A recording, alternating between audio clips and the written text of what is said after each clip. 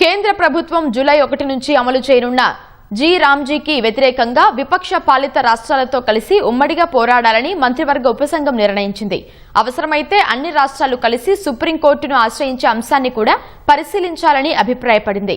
పథకంపై ప్రభుత్వానికి సమగ్ర సిఫారసులు అందించేందుకు అంశాల వారీగా అధ్యయనం కొనసాగించాలని, గ్రామీణ సంక్షేమం, ఉపాధి భద్రత, రాష్ట్రాల హక్కుల పరిరక్షణకు దృష్టిలో ఉంచుకుని తుది నివేదిక రూపొందించాలని తీర్మానించింది.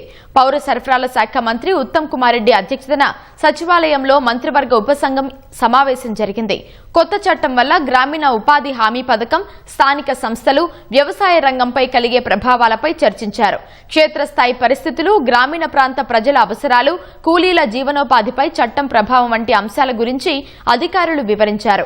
సహకార సమాఖ్య స్ఫూర్తికి విరుద్ధంగా రాష్ట్రాలను సంప్రదించకుండా కేంద్ర ప్రభుత్వం 40% నిధుల భారాన్ని మోపడం అప్రజాస్వామికమని పేర్కొన్నారు. కాంగ్రెస్ పాలిత రాష్ట్రాలతో పాటు విపక్ష పార్టీల పాలనలో ఉన్న రాష్ట్రాలతోనూ సంప్రదింపులు జరపాలని సమావేశం నిర్ణయించింది. మరో 2-3 రోజుల్లో సబ్ కమిటీ మరోసారి సమావేశమై తదుపరి కార్యాచరణపై చర్చించాలని నిర్ణయం తీసుకుంది.